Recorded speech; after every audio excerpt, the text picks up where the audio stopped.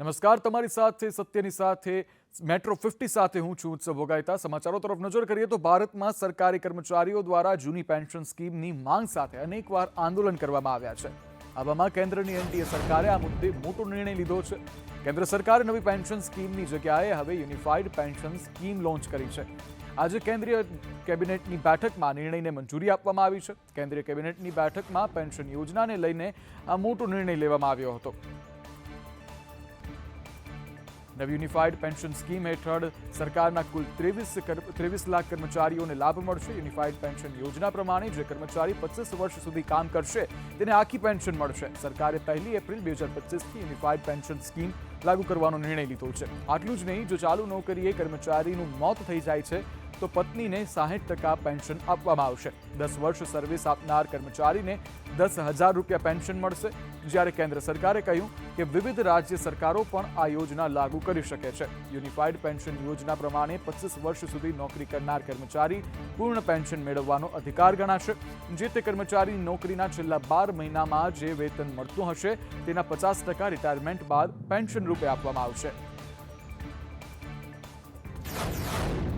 બનાસકાંઠાની વાવ વિધાનસભા બેઠક પર સાંસદ જ્ઞાનીબેન ઠાકોરનો સન્માન સમારોહ યોજવામાં આવ્યો, જ્યાં તેમણે હુંકાર કર્યો છે। આ કાર્યક્રમ દરમિયાન આગામી વાવ વિધાનસભાની પેટા ચૂંટણી જીતવા માટે હાકલ કરવામાં આવી હતી। આ હાકલ કોંગ્રેસ પાર્ટીની સ્થાનિક રાજકીય મહત્વાકાંક્ષાઓને પ્રતિબિંબિત કરે છે। જ્યારે બેન દીકરી કોઈ મામેરું માંગીને સત્તા સ્થાને આવે ને તો એ મામેરાની કિંમત શું છે ને, સંસ્કૃતિ શું છે ને એ હું ભલી ભાતે જાણું છું।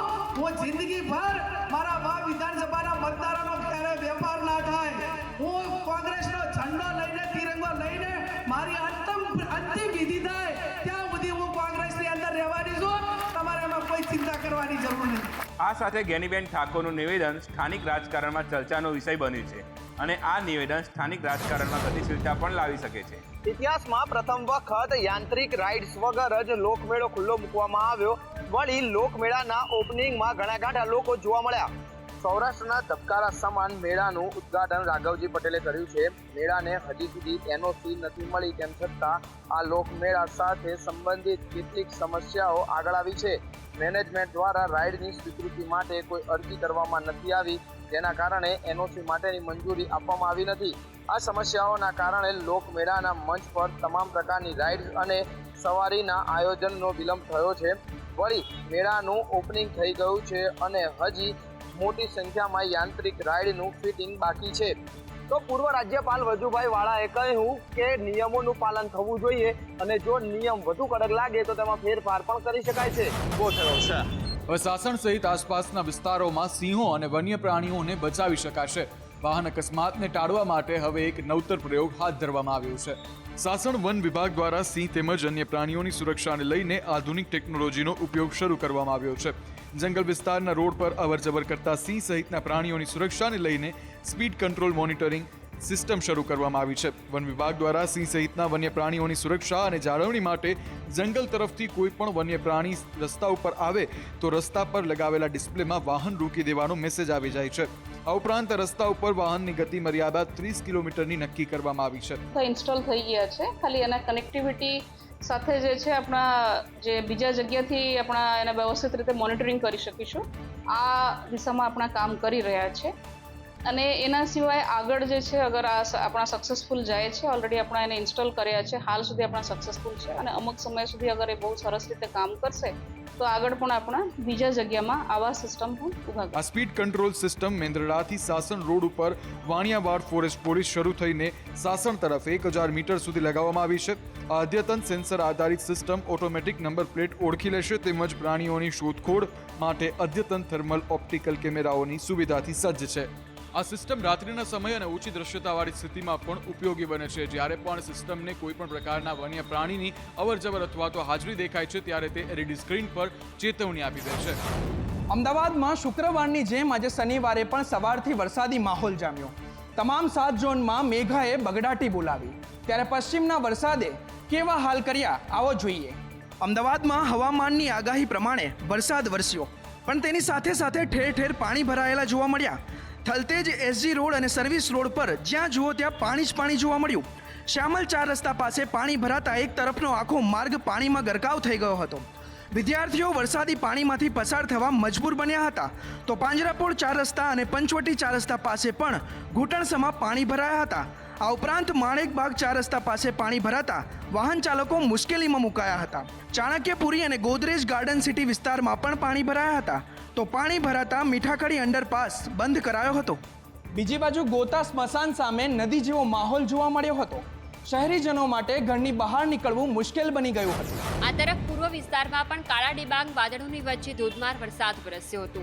બપોર સુધી વરસેલા વરસાદે લોકોને જાણે કે રીતસરના બાંધમાં લીધા હોય તેવા દ્રશ્યો સર્જાયા. વહેલી સવારથી અવિરત અને અનરાધાર વરસી રહેલા વરસાદને કારણે રોડ રસ્તાઓ અને નીચાણવાળા વિસ્તારો પાણીમાં ગરકાવ થઈ ગયા હતા. વસ્ત્રાલની વાત કરીએ તો અહીં ઢીચણસમાં પાણી ભરાતા સ્થાનિકો પરેશાન થયા. ન્યૂ ડેવલપ વિસ્તારમાં પણ આવી સ્થિતિ જોવા મળી. આ ઉપરાંત રામોલ, વસ્ત્રાલ, ન્યૂ મણિનગર અને નિકોલ સહિતના વિસ્તારોમાં પાણી ભરાયા. નવા નરોડાના ધરણીધર વિસ્તારમાં પણ આ જ સ્થિતિ જોવા મળી. સરસપુરના પણ અનેક વિસ્તારોમાં પાણી ભરાયા હતા. મેટ્રો શહેર તરીકે ઓળખાતા આ શહેરમાં લોકોની સમસ્યા જાણે કોઈના કાને નથી પડતી. તંત્ર પણ આવી સ્થિતિ સામે પાંગળું બની જતું હોય તેવું લાગી રહ્યું છે. ગાંધીનગર જિલ્લામાં પણ મેઘમહેર થઈ છે. આજે પણ દહેગામમાં મેઘાએ દેધરાધન કરી તો માણસામાં પણ મુશળધાર વરસ્યો. ગાંધીનગર જિલ્લામાં ધીમી ધારે સાર્વત્રિક વરસાદ વરસ્યો તો અમુક વિસ્તારોમાં વરસાદ તૂટક વરસ્યો. જોકે ધીમી ધારે વરસી રહેલા વરસાદમાં પણ પાણી ભરાયેલા જોવા મળ્યા. ગાંધીનગરના પીડીયુ સર્કલ પાસે પાણી ભરાયા. એક તરફ બ્રિજનું કામ ચાલુ, બીજી બાજુ પાણીના નિકાલની વ્યવસ્થા ન હોવાથી રાહદારીઓ અને ટ્રાફિકની સમસ્યાનો સામનો કરવો પડ્યો. તો દહેગામમાં પણ ધબધબાટી બોલાવતા વીજળીના કડાકા અને ભડાકા સાથે 2 કલાકમાં 2 ઇંચ વરસાદ ખાબકતા જળબંબાકારની સ્થિતિ સર્જાઈ છે. માણસા પંથકમાં પણ પોણા 2 ઇંચ વરસાદથી ઠેર ઠેર પાણી ભરાયા હતા. વાદળછાયા વાતાવરણ વચ્ચે ગાંધીનગરમાં વરસાદના આગમનને પગલે વિઝિબિલિટી ઘટી હતી, જેને લઈને દિવસમાં પણ વાહનોની લાઇટો ચાલુ રાખવાનો વારો આવ્યો હતો. મહેસાણાના વિસનગર તાલુકામાં મેઘો મુશળધાર વરસ્યો છે.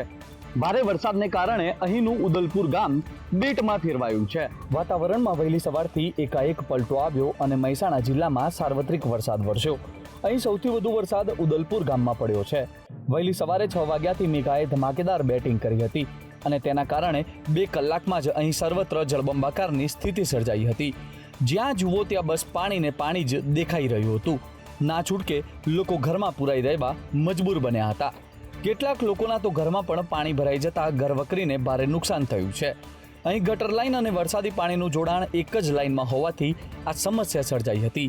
ગટર લાઇનમાંથી જ વરસાદી પાણીના નિકાલની વ્યવસ્થા તંત્રએ કરી છે અને તેને જ કારણે ઉદલપુર વાસીઓને પરેશાની ભોગવવાનો વારો આવ્યો છે. આ તરફ મહેસાણાના વિજયપુરમાં પણ સાંભેલાધાર વરસાદ વરસ્યો. 4 કલાકમાં 8 ઇંચ વરસાદ ખાબકતા સ્થળ ત્યાં જળની સ્થિતિ સર્જાઈ હતી. ઉત્તર ગુજરાતના મહેસાણાના વિજયપુરમાં આબ ફાટ્યું હોય તેવી સ્થિતિ સર્જાઈ હતી. 4 કલાકમાં 8 ઇંચ વરસાદ ખાબકતા મોટાભાગના વિસ્તારો પાણીમાં ગરકાવ થયા છે. 8 ઇંચ વરસાદથી વિજાપુરમાં જળબંબાકારની સ્થિતિ જોવા મળી રહી છે. શહેરના બોમ્બે સોસાયટીમાં ગોઠણસમાં પાણી ભરાતા બજારો સજ્જડ બંધ થઈ ગઈ હતી.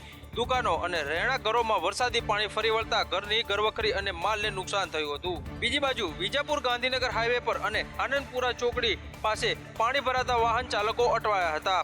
ખેતીવાડી ઉત્પન્ન બજાર સમિતિ પાસે પણ પાણી ભરાતા વેપારીઓ અને ખેડૂતો મુશ્કેલીમાં મુકાયા હતા. બીજી બાજુ મહેસાણાના ઊંઝામાં પણ ઠેર ઠેર પાણી ભરાયા હતા, જેના કારણે મંદિરે આવતા ભક્તોને વરસાદે જાણે કે બાનમાં લીધા હોય તેવું એક નજરે લાગ્યું હતું.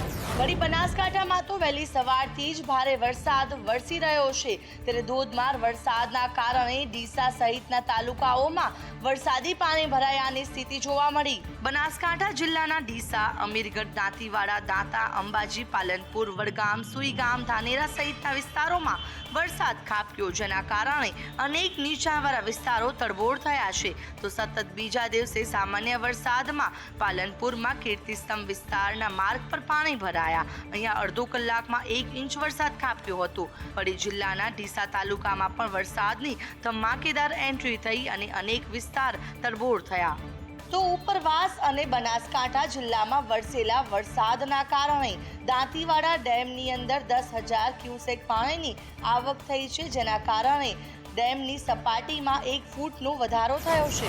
સાબરકાંઠામાં 24 કલાકમાં સર્વત્ર વરસાદ વરસ્યો છે. પ્રાંતિજ અને તાલોદમાં 2 કલાકમાં 2 ઇંચ વરસાદ ખાબક્યો છે. હવામાન વિભાગની આગાહીને લઈને લાંબા વિરામ બાદ મેઘરાજાની મહેર સાબરકાંઠા જિલ્લામાં થઈ છે. ત્યારે છેલ્લા 24 કલાકમાં સર્વત્ર વરસાદ નોંધાયો છે. તો હિંમતનગર અને પોશીનામાં 3 ઇંચ, તાલોદમાં 2.5 ઇંચ, પ્રાંતિજમાં 0.5 ઇંચ, ખેડબ્રહ્મમાં 1 ઇંચ, ઈડર અને વિજયનગરમાં 0.1 ઇંચ વરસાદ વરસ્યો હતો. પ્રાંતિજમાં 2 ઇંચ વરસાદને લઈને રેલવે સ્ટેશન વિસ્તારમાં આવેલા વૃંદાવન અને શાંતિનાથ વીર સોસાયટીમાં પાણી ભરાયા હતા. તો ભાખરિયા વિસ્તારમાં હનુમાનજી મંદિરના પરિસરમાં પાણી ભરાયું હતું. જોકે વરસાદ બંધ થયા બાદ પાણી ઉતરી ગયું છે. ઉપરવાસમાં વરસાદને લઈને ખેડબ્રહ્મા પાસેના ખેડવા ડેમમાં પાણીની આવક વધી છે. ડેમનો એક દરવાજો ખોલવામાં આવ્યો છે. દક્ષિણ ગુજરાતના વલસાડ જિલ્લામાં આજે સવારથી જ વરસાદનું આગમન થયું છે. ક્યાંક ધીમી ધારે તો ક્યાંક ધમાકેદાર વરસાદની બેટિંગના કારણે અનેક જગ્યાઓ પર પાણી ભરાઈ ગયેલા દ્રશ્યો સામે આવ્યા છે. વલસાડ જિલ્લાના ધરમપુર, પારડી, ઉમરગામ, વાપી, કપરાડામાં વરસાદી માહોલ જામ્યો હતો, જેના કારણે નીચાણવાળા વિસ્તારોમાં વરસાદી પાણીનો ભરાવો થયેલો જોવા મળ્યો હતો. ધરમપુરમાં પડેલા વરસાદને લઈને ધરમપુર સ્ટેટ હોસ્પિટલ અને ધરમપુર બસ ડિપો પાસે પણ પાણી ભરાઈ ગયા હતા. વલસાડ હાઈવે ઉપર પણ વરસાદી પાણીનો ભરાવો થતા સુરત મુંબઈ અને મુંબઈ સુરત તરફ જતા વાહન ચાલકો હેરાન થયા હતા. તો બીજી તરફ ધરમપુર નગરપાલિકાની પોલ ખુલીને સામે આવી છે, કારણ કે પ્રી મોન્સૂનના નામે કરોડો રૂપિયા ખર્ચી નાખ્યા હતા, પરંતુ નીચાણવાળા વિસ્તારમાં વરસાદી પાણી ભરાયા છે. તે દર્શાવી રહ્યું છે કે પ્રી મોન્સૂનની કામગીરી માત્ર કાગળ પર હતી. તહેવાર ટાણે જ મેઘરાજાએ વરસાદની તડાફડી કરી છે. તેવામાં વલસાડની વાંકી નદીમાં એક કાર તણાતો વિડીયો સામે આવ્યો. વલસાડ તાલુકાના ભામા પારડીથી કાંજણ રણછોડ ગામે જતા માર્ગ પર વાંકી નદીના પૂરના પાણીમાં ફરી વળ્યા છે. ત્યારે અહીં બ્રિજ પરથી એક કાર ચાલક પસાર થવાનું સાહસ ખેડ્યું હતું અને તે સમયે અચાનક પાણીનો પ્રવાહ કાર તરફ આવ્યો અને કાર પાણીમાં ખેંચાવા લાગી. જોકે તેણે બૂમાબૂમ કરતા સ્થાનિકો ઘટના સ્થળે દોડી આવ્યા અને દોરડાની મદદથી રેસ્ક્યુ કરી યુવકને બચાવ્યો હતો. અહીં કાર ચાલકનો તો બચાવ થયો, પણ કાર નદીમાં તણાઈ ગઈ હતી. આસપાસના લોકોની મદદથી આ યુવકનો જીવ બચ્યો હતો. કાર ચાલકનું એવું સાહસ ઘણીવાર જીવલેણ સાબિત થઈ શકે છે. અત્યારે વલસાડની તમામ નદીઓ ગાંડીતુર બની છે. તેવામાં તંત્રએ પણ કોઈને મૂર્ખામી કરીને નદી નજીક ના જવા માટે સૂચના આપી છે. સુરત જિલ્લામાં હાલ વરસાદી માહોલ છવાયો છે. અવિરત વરસી રહેલા વરસાદને કારણે જળાશયોમાં નવા નીરની આવક થઈ છે. દક્ષિણ ગુજરાતના ખેડૂતોની જીવાદોરી સમાન કાકરાપાર ડેમ ઓવરફ્લો થયો છે, જેને લઈને નયનરમ્ય દ્રશ્ય જોવા મળ્યા હતા. માંડવી તાલુકાના ખેડૂતોની જીવાદોરી સમાન કાકરાપાર ડેમ ઉપરવાસમાં ભારે વરસાદ વરસતા ડેમમાં નવા નીરની આવક થઈ છે, જેને પગલે કાકરાપાર ડેમ ઓવરફ્લો થયો છે. હાલ કાકરાપાર ડેમમાં ઉકાઈ ડેમમાંથી 74,400 ક્યુસેક પાણી છોડવામાં આવ્યું છે. હાલ ડેમની સપાટી 165 ફૂટ છે. ડેમની એલર્ટ સપાટી 176 ફૂટની છે. આ કાકરાપાર ડેમ તાપી નદી પર બાંધવામાં આવ્યો છે. ત્યારે વધુ એકવાર કાકરાપાર ડેમ ઓવરફ્લો થતા ખેડૂતોમાં ખુશીની લહેર છવાઈ ગઈ છે. ડેમ ઓવરફ્લો થતા નીચાણવાળા ભાગોને એલર્ટ કરવામાં આવ્યા છે. આ સાથે જ વહીવટી તંત્ર તકેદારીના ભાગરૂપે કામે લાગ્યું છે. ખેડામાં ગત રાત્રે વરસાદે વિરામ લીધો હતો, પરંતુ ફરી સવારમાં જ બઘડાટી બોલાવતા અનેક વિસ્તારો પાણીમાં ગરકાવ થયા છે. ખેડા જિલ્લામાં સૌથી વધુ વરસાદ કપડવંજ શહેરમાં પડ્યો છે. 5 ઇંચથી પણ વધુ વરસાદ વરસતા નીચાણવાળા વિસ્તારોમાં પાણી ભરાયા હતા. નાની રત્નાકર માતાએ જવાના રસ્તા પર પાણી ભરાતા વાહન ચાલકો પરેશાન થયા હતા. બીજી બાજુ ઠાસરા તાલુકામાં પણ ધોધમાર વરસાદ વરસ્યો. ઠાસરાના પોરડા ગામમાં નદીઓ વહેતી હોય તેવા દ્રશ્યો જોવા મળ્યા. અજુપુરા, લાભપુરા, હરિપુરા ગામમાં પણ વરસાદી પાણી ભરાયા હતા. વળી દેવનગર સહિતના ગામોનું પાણી પોરડા ગામની ભાગોળે ભરાયું, જેના કારણે પોરડા ગામના 40 જેટલા મકાનો સંપર્ક વિહોણા થયા હતા. યાત્રાધામ ડાકોરમાં પણ મેઘરાજાની ધમાકેદાર બેટિંગ જોવા મળી. રણછોડરાયજીના મંદિરની બહાર પણ ઢીચણ સમા સુધી પાણી ભરાયા હતા. 3 વરસાદી સિસ્ટમ સક્રિય થઈ છે, જેને લઈને આગામી 5 દિવસ ભારે વરસાદની આગાહી કરવામાં આવી છે. સ્કાયમેટે ગુજરાતમાં ભારે વરસાદની આગાહી કરી છે. 25 થી 27 ઓગસ્ટ દરમિયાન અતિ ભારે વરસાદ વરસી શકે છે. આ સાથે જળબંબાકાર અને મોટા પાયે નુકસાનની પણ આગાહી કરવામાં આવી છે. બીજી બાજુ વૈજ્ઞાનિક રામશરદ યાદવનું કહેવું છે કે રાજ્યમાં હાલ 3 વરસાદી સિસ્ટમ સક્રિય થઈ છે. મોન્સૂન સ્ટ્રપ, ઓફ શોર સ્ટ્રપ અને લો પ્રેશર સિસ્ટમ સક્રિય થતા ભારેથી અતિ ભારે વરસાદ વરસશે. વલસાડ, નવસારી, દમણમાં વરસાદનું રેલ એલર્ટ આપવામાં આવ્યું છે. અંબાલાલ પટેલે પણ રાજ્યમાં 28 ઓગસ્ટ સુધી વરસાદની આગાહી કરી છે. છેલ્લા ઘણા સમયથી હવામાન વિભાગ અને હવામાન નિષ્ણાતોની આગાહીમાં અલગતા જોવા મળી હતી, પરંતુ આ વખતે હવામાન અને નિષ્ણાતોની આગાહી પણ એક છે અને એ પ્રમાણે વરસાદનું આગમન પણ થયું છે.